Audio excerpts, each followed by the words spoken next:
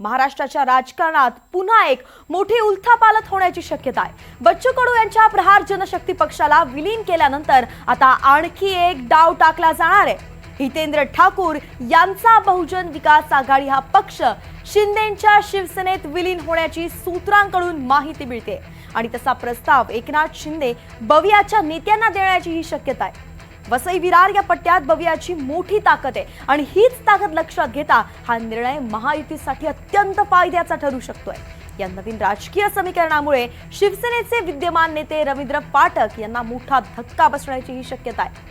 खरं तर निवडणूक लढवण्यासाठी फाटक यांनी नुकतीच महायुतीच्या सर्व वरिष्ठ नेत्यांची भेट घेतली होती, मात्र या नव्या खेळीमुळे त्यांचा पत्ता अगदी कट होण्याची चिन्ह आहे। बवियाचे माजी आमदार क्षितिज ठाकूर यांची शिवसेनेचे उमेदवार म्हणून अनपेक्षितपणे एंट्री होऊ शकते आणि त्यामुळे ठाणे पालघरच्या राजकारणाचा एक चेहरा मोहराच पूर्णपणे बदलू शकतो। सागर कुलकर्णी आपले प्रतिनिधी आपल्या सोबत जोडले गेले आहेत। सागर, काय सुरू आहे नेमकं वसई विरारच्या या राजकारणात? कसे ट्विस्ट आहेत?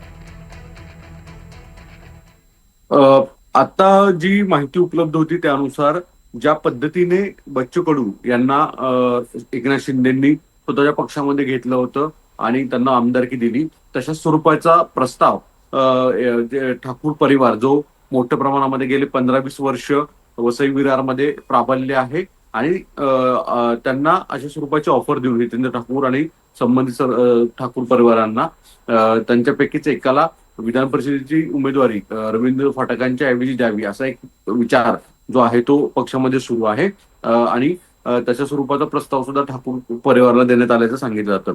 आता मुद्दा उपस्थित जातो की ठाकूर यांना या संदर्भात विचारायचा त्यांच्याकडनं कोणतीही थेट प्रतिक्रिया येत नाही या किंवा त्याला दुजोरा दिला जात नाही या, पण पडद्याआड या कुठेतरी घडामोडी सुरू आहेत।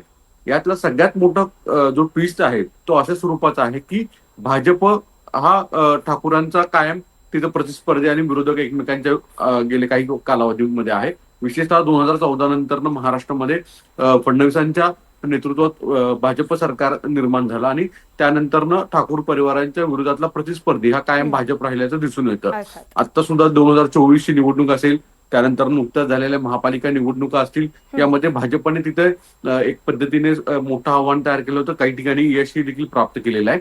अशा परिस्थितीत जर एकनाथ शिंदे ठाकूर यांना स्वतःकडे खेचू आणू पाहत असतील तर मात्र भाजप यामुळे अस्वस्थ होण्याची शक्यता अधिक आहे।